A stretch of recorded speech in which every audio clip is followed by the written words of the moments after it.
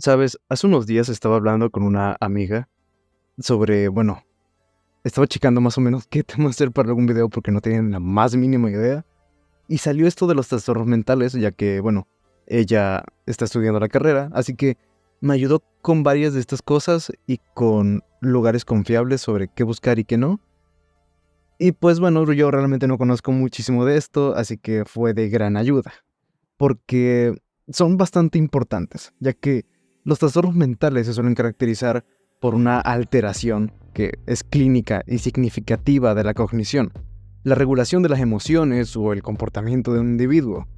Y esto suele ir acompañado de angustia o discapacidad funcional en áreas importantes de la vida. Y pues en el mundo de los superhéroes esto no está exento de, los problemas. Desde un adolescente híbrido alienígena con un padre que quiere conquistar la Tierra, hasta un adulto trastornado que se viste de expandex negro y sale por las noches a golpear criminales en la oscuridad. Sí, es mucho más complejo que eso, pero suena raro aún así. ¿Alguna vez has conocido a alguien que es una gran persona a tus ojos, pero que está pasando por un momento difícil y que no recibe la atención necesaria? Que te comienzas a sentir mal por esta persona, incluso queriendo ayudarla, por pena, porque tienes algún sentimiento con ella, o con él, o cualquier cosa. Bueno, este sentimiento es conocido como el síndrome de héroe, y probablemente muchos lo hayamos experimentado. Y un claro ejemplo es Peter Parker, que encarna casi este síndrome. A pesar de sus buenos valores que, él aprendió, vienen de un suceso traumático. Su responsabilidad como superhéroe suele desequilibrar su vida personal, causando un caos constante. Siempre pone como prioridad su papel como Spider-Man, lo que lo lleva a un, parcial sacrificio personal, que siempre termina en Spider-Man ganando y Peter Parker siempre perdiendo. Aunque eso es más culpa de los escritores. Desde la muerte del tío Ben, Peter se ha sentido responsable de proteger a la comunidad.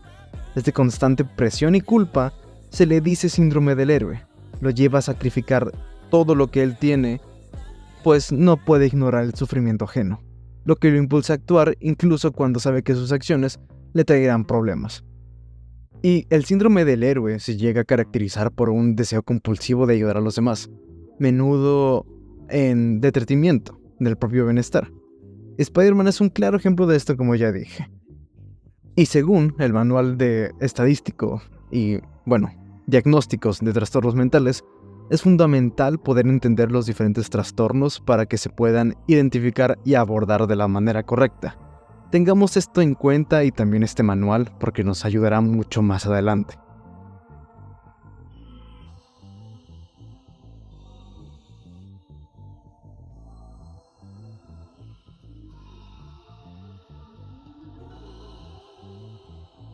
Wow, qué inesperado que Hulk esté aquí. Pero es un caso interesante. Aunque comúnmente se piensa que Hulk nació del accidente de rayos gamma, algunas historias sugieren que siempre fue una parte de Bruce Banner, incluso antes del accidente. Esto tocando profundamente en los trastornos disociativos. Lo podemos ver específicamente en la película, por ejemplo, de Hulk del 2003 de Eric Bana, el cual lo aborda, en mi opinión, de una forma bastante buena y creo que es algo infravalorada esa película, la verdad.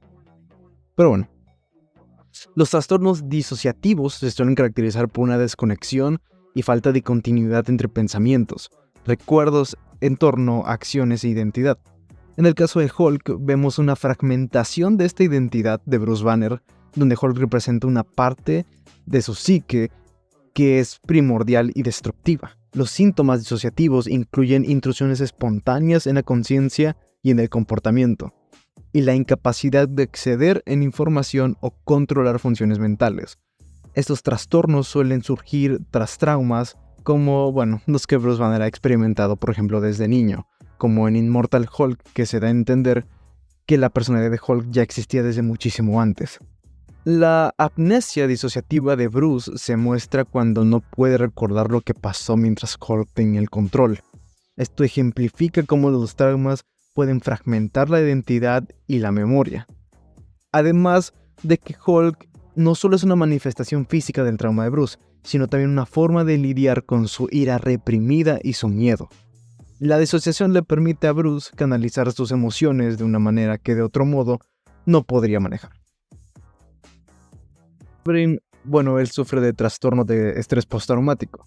Debido a su longevidad y las innumerables guerras y masacres que ha presenciado, pues sus pesadillas y recuerdos traumáticos desencadenan su rabia y descontrol, ya que el trastorno de estrés postraumático se desarrolla después de experimentar o presenciar eventos traumáticos.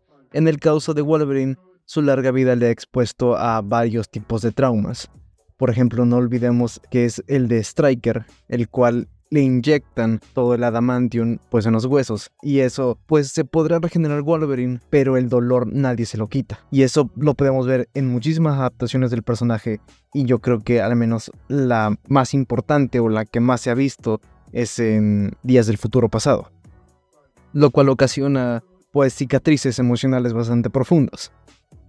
Y el trastorno de estrés postraumático se manifiesta a través de la exposición a estos eventos, ya sea directamente siendo testigo de ellos o conociendo su ocurrencia en familiares o amigos. Y Wolverine, pues con lo vivido de todo esto, lo convierte en un claro ejemplo.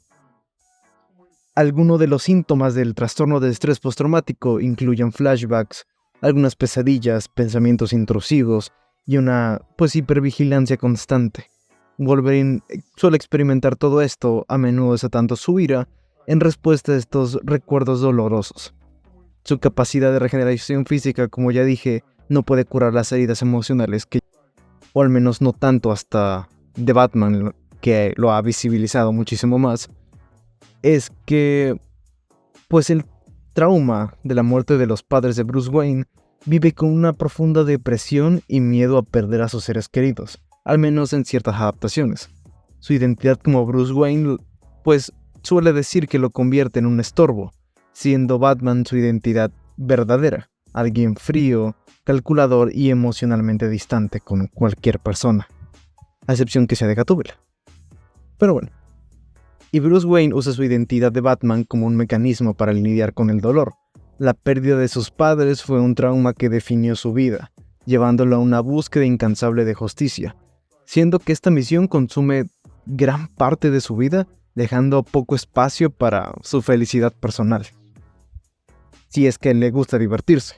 Y como ya dije, en la adaptación de Matt Reeves vemos a un Batman que lucha con una grave depresión, que manifiesta en su aislamiento y en la dificultad para conectar emocionalmente con otras personas. Este Batman es un hombre quebrado que se aferra a su misión para encontrar sentido en su dolor.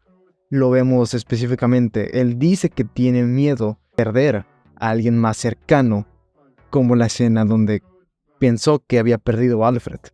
Y en otras versiones, Bruce Wayne usa su identidad pública solamente como una fachada para él, de su verdadera identidad, como dije que es Batman, un ser que ha renunciado a su vida normal y a las relaciones en general. Este comportamiento es un claro síntoma de su profunda depresión y su incapacidad para manejar su trauma de al menos alguna manera saludable. Decidido a ser un vigilante, esta experiencia de supervivencia y trauma influye profundamente en él y en su determinación por luchar contra el crimen. La experiencia de Oliver Queen en la isla no solo fue una prueba física, sino también una prueba mental. El trauma de la supervivencia extrema, el aislamiento y la violencia dejó cicatrices profundas en él, moldeando su determinación de proteger a los indefensos y luchar contra la injusticia. Y no hay que ir más lejos para encontrar casos de personas que quedan varadas absolutamente y con alto riesgo de perder la vida. Y al regresar a la civilización, Oliver se enfrenta al desafío de reintegrarse y llevar consigo el peso de toda su experiencia. Este tipo de traumas puede llevar a ciertos síntomas de estrés postraumático, con flashbacks, hipervigilancia y pues dificultad para relacionarse con otras personas, para regresar completamente a la civilización, por así decirlo. El tema de Iron Man es un poco más evidente, ya que es un personaje más famoso que tal vez Green Arrow, porque pues Iron Man lucha con el alcoholismo. no es secreto para nadie, o al menos lo hacía, ya que este tipo de cosas afecta a la vida personal y profesional. El consumo recurrente de alcohol lleva a problemas sociales, riesgos físicos, reflejando un trastorno que muchos enfrentan en la realidad, dificultando, empeorando el cerebro y muchos otros de enfermedades que tal vez ya no tengan que ver con la mente, pero que tal vez mencione algún día. Tony Stark usa el alcohol como una forma de lidiar con el estrés y la presión de su vida. Ese comportamiento refleja cómo el abuso de sustancias puede ser un escape temporal que a largo plazo solo agrava problemas subyacentes. El trastorno de estrés por alcohol o trastorno por alcohol se manifiesta en la incapacidad de controlar el uso del alcohol, el tiempo invertido en conseguirlo y consumirlo, y las consecuencias negativas que resultan de este comportamiento. Tony Stark, con toda su genialidad y recursos, no es inmune a las trampas del alcoholismo. Aunque Hellboy actualmente es un personaje un poco más de nicho, ya que, no hemos tenido algo decente de él de aquí a un buen tiempo, es un personaje que por lo general está atrapado en dos mundos, el humano y el sobrenatural, en una búsqueda de identidad y de propósito, con su depresión y aislamiento. Reflejan una lucha muy constante con su naturaleza y destino. Criado por humanos, pero con una vida verdaderamente de naturaleza demoníaca, Hellboy enfrenta un dilema sobre su constante de quién es realmente. Esta búsqueda de identidad se ve muy reflejada en su rechazo o su rol como destructor de mundos, y su esfuerzo por encontrar su propio camino. Ciertamente la depresión de Hellboy se manifiesta en un aislamiento y lucha constante contra su propia naturaleza. Se siente diferente y aislado a los humanos que protege, lo que contribuye a su sensación de alienación y tristeza, porque no es como que los humanos cuando no entendemos algo lo queramos exterminar o alejarnos de ellos o que sea algo repulsivo, ¿no? ¿No? Pero el existencialismo de Hellboy también se suele centrar en su lucha por encontrar un propósito en un universo caótico e indiferente.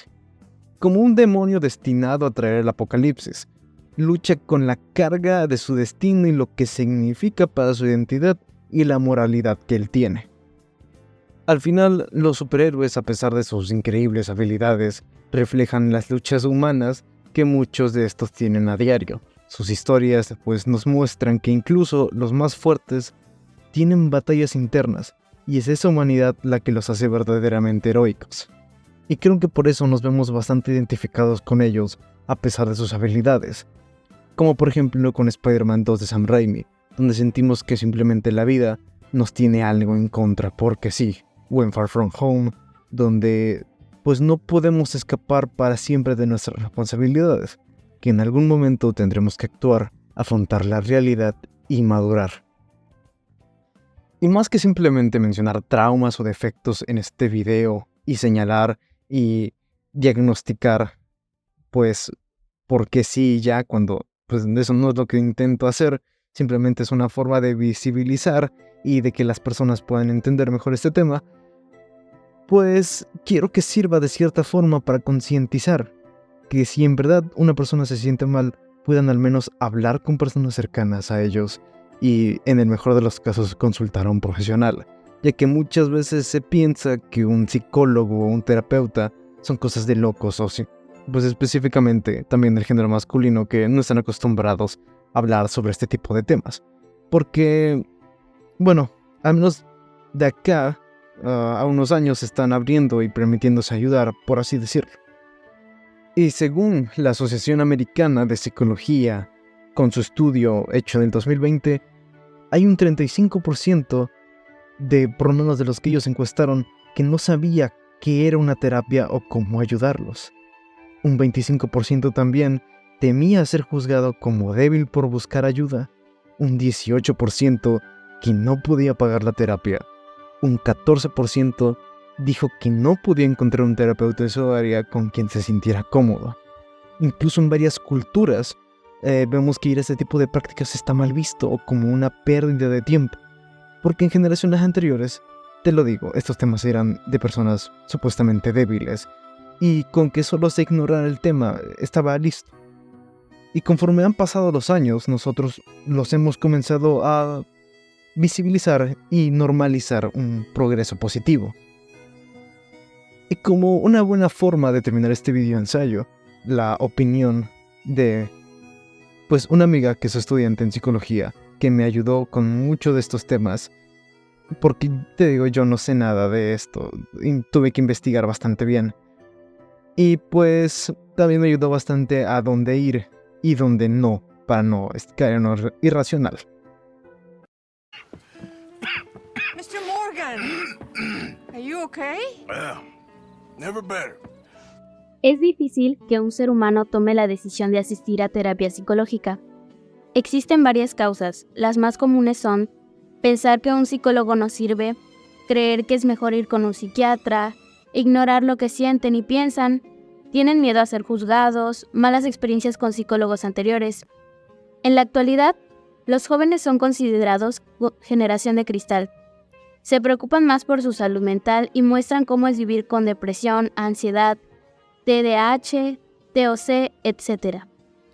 Desde mi punto de vista, no sabes cómo funciona hasta que lo vives. Cuando asistí a mi primera consulta, aprendí muchas cosas.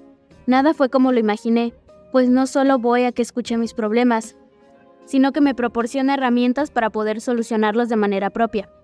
Me enseñó que existen muchos estados de ánimo, que llorar no era malo ni de débiles, que podía lidiar con mi ansiedad porque en realidad no todo el mundo me observa ni me critica, que si yo estaba dispuesta a solucionar un conflicto y la otra parte no era mi culpa, que tenía muchas habilidades, destrezas, que podía superar mis miedos, que tenía que disfrutar el proceso de estudiar. Pero lo más importante es que aprendí que no siempre me sentiría como me sentía en ese momento, que la vida no se trata de buscar felicidad, sino del momento. Tu salud mental no es un juego, ni eres tonto, no eres débil, eres muy fuerte, consulta a un psicólogo. No creas lo que dicen de las consultas y que tu primera mala experiencia no te haga pensar que todos son así. Que si no te sientes cómodo, se lo hagas saber a tu terapeuta y que si sientes que estás siendo discriminada o juzgada, cambies de psicólogo. Espero que te haya gustado el video, este video ensayo.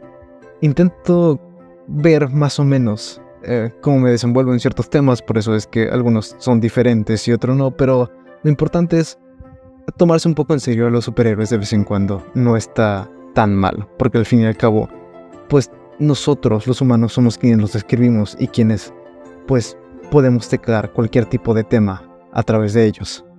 Igual intentaré que el siguiente tema del siguiente video sea igual de interesante que este, así que si te gustó, pues puedes suscribirte. Intentaré traer videos un poquito más recurrente, aunque a veces me cuesta.